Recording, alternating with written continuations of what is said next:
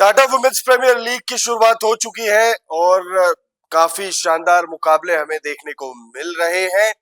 Match number 5 खेला जाएगा मंगलवार को कोटाम्बी स्टेडियम वडोदरा में। ये मुकाबला खेला जाएगा शाम 7:30 बजे से और इस मुकाबले में जो दो टीमें आमने सामने होंगी वो होगी गुजरात जायंट्स और मुंबई इंडियंस। इस वीडियो में आपको हम बताएंगे इस मुकाबले के लिए पिच रिपोर्ट क्या है, पिच रिपोर्ट क्या सामने क्या निकल कर आ रही है, क्योंकि अभी तक 3 मुकाबले कोटाम्बी स्टेडियम में खेले जा चुके हैं, 3 और मुकाबले खेले जाने हैं। ये मैच नंबर 5 है। तो क्या जो पिछले 3 मुकाबलों में हमने देखा है कुछ वैसा ही पिच रहने वाला है या फिर पिच में कुछ बदलाव या कुछ हरकत देखने को मिलेगी? पिछले 3 मुकाबलों में कैसा प्रदर्शन रहा है इस पिच पर, उस पर भी बात करेंगे। ये तमाम चीजें पिच रिपोर्ट में ही होती है। उसके बाद बात करेंगे वडोदरा में मौसम का मिजाज कैसा रहने वाला है। क्या मैच के दिन मौसम विभाग ने बारिश की कोई चेतावनी जारी की है? वेदर रिपोर्ट में हम आपको बताएंगे। उसके बाद हेड टू हेड आंकड़ों पर नजर डालेंगे। दोनों ही टीमों के बीच जब जब मुकाबले खेले गए टाटा डब्ल्यूपीएल के इतिहास में, तब किसका प्रदर्शन कैसा रहा है, किस टीम ने किस टीम पर अपर हैंड जो है वो प्राप्त की हुई है।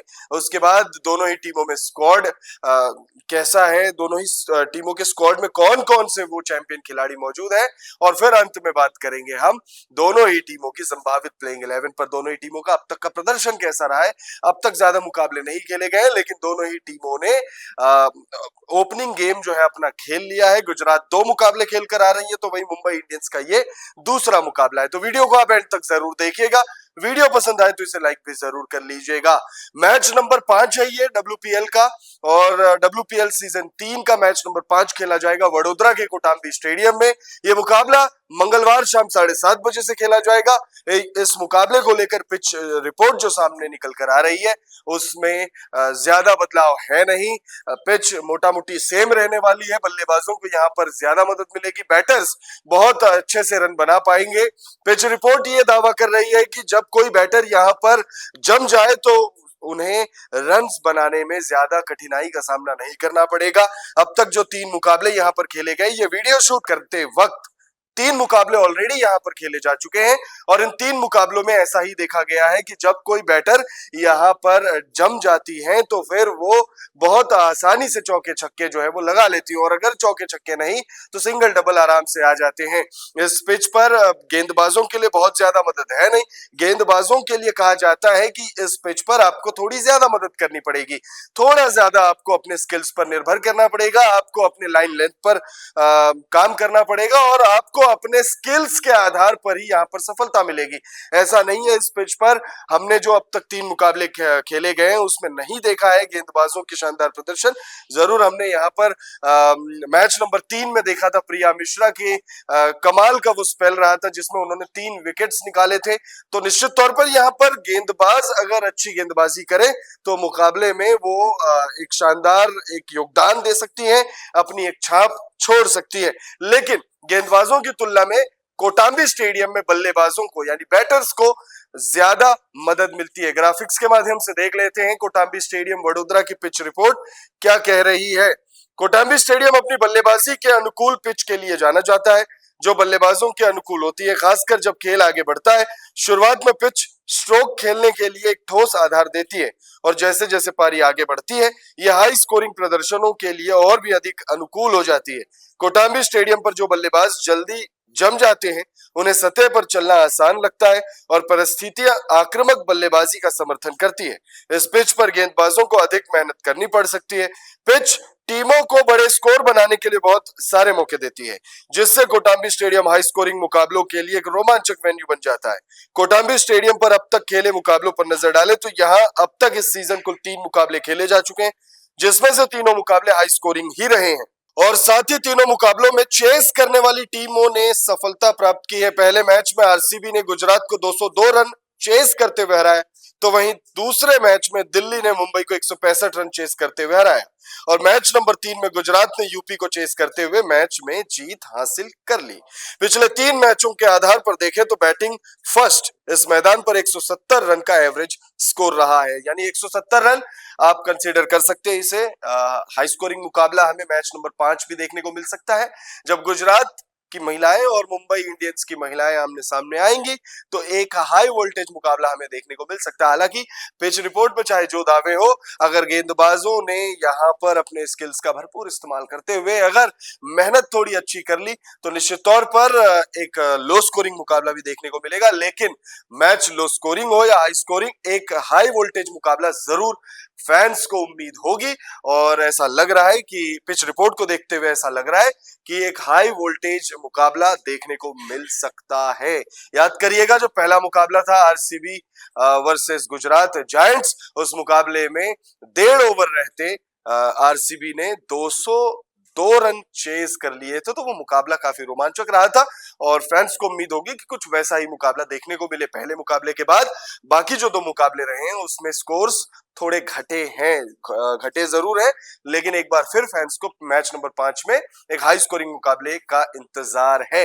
लेकिन ये सब कुछ धरा का धरा रह जाएगा अगर मौसम विभाग ने चेतावनी जारी की हुई हो तो। क्या मौसम विभाग ने इस मुकाबले के दौरान वडोदरा में मैच के अनुकूल परिस्थिति रहने का अनुमान जताया या फिर बारिश सब गुड़ गोबर कर देगी? क्या बारिश का साया इस मुकाबले के दौरान पड़ने वाला है? तो मौसम विभाग ने क्या चेतावनी जारी की है, क्या जानकारी दी है, वो जानते हैं। मंगलवार को मौसम मैच के लिए पूरी तरह से अनुकूल है। मौसम विभाग ने मैच वाले दिन वडोदरा का मौसम साफ रहने का अनुमान जताया है। मौसम विभाग के मुताबिक अधिकतम तापमान 33 डिग्री रहने की बात कही गई है, तो वहीं न्यूनतम तापमान 19 डिग्री रहने की भविष्यवाणी की है।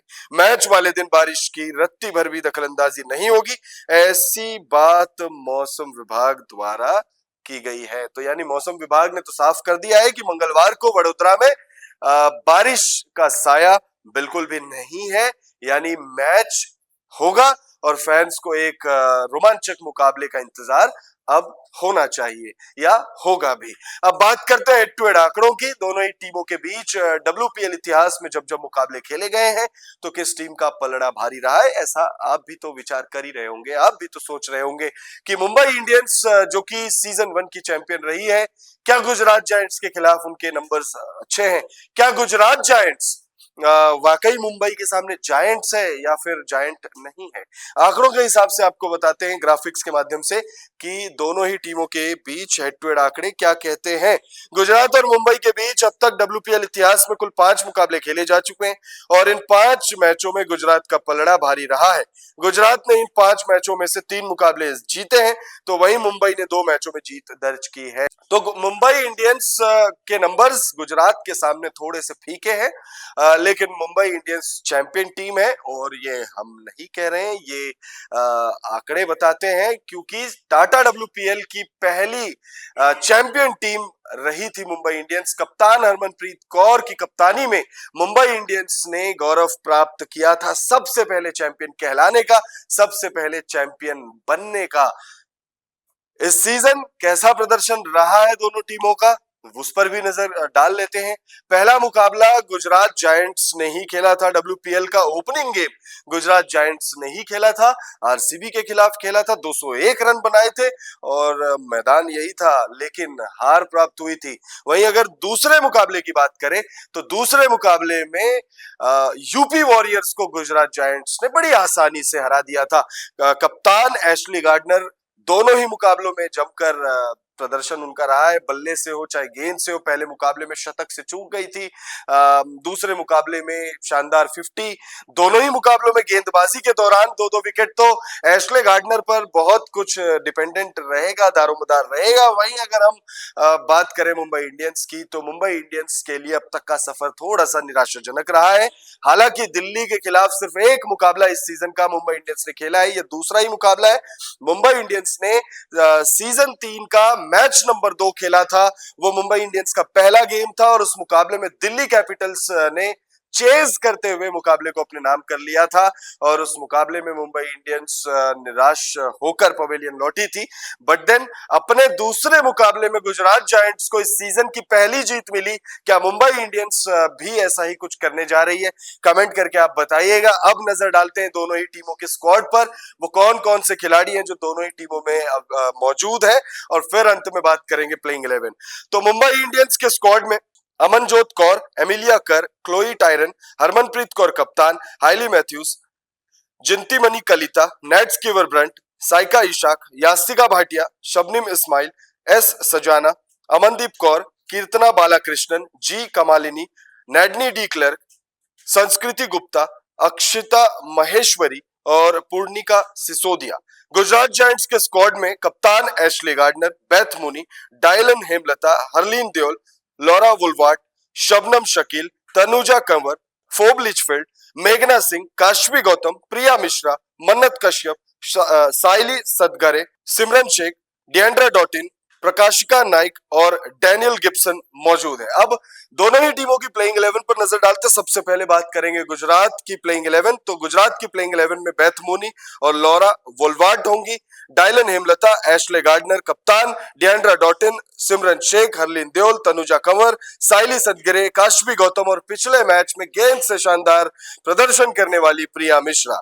मुंबई इंडियंस की प्लेइंग 11 में Hayley Matthews, Yastika Bhatia, Nat Sciver Brunt, Harmanpreet Kaur कप्तान, एमिलिया कर, सजीवन सजाना, अमनजोत कौर, जिंतीमणि कलिता, संस्कृति गुप्ता, सबनिम इस्माइल और साइका इशाक मौजूद रहने वाली है। प्लेइंग 11 ये पिछले मैच में भी इसी प्लेइंग 11 के साथ दोनों ही टीमें उतरी थी और गुजरात को अपने पिछले मुकाबले में जीत प्राप्त हुई थी, तो उसमें छेड़छाड़ होने की कोई गुंजाइश नजर नहीं आ रही है। और दूसरी तरफ मुंबई की बात करें तो मुंबई इंडियंस भी अपने पहले मुकाबले में भले ही हार का सामना किया हो, लेकिन प्लेइंग 11 काफी शानदार नजर आ रही थी और इस मुकाबले में भी इसी प्लेइंग 11 के साथ मुंबई इंडियंस उतर सकती है। आप कमेंट करके बताइएगा, WPL season 3 match number 5 Gujarat giants versus Mumbai Indians, कौन सी टीम विजेता बनेगी?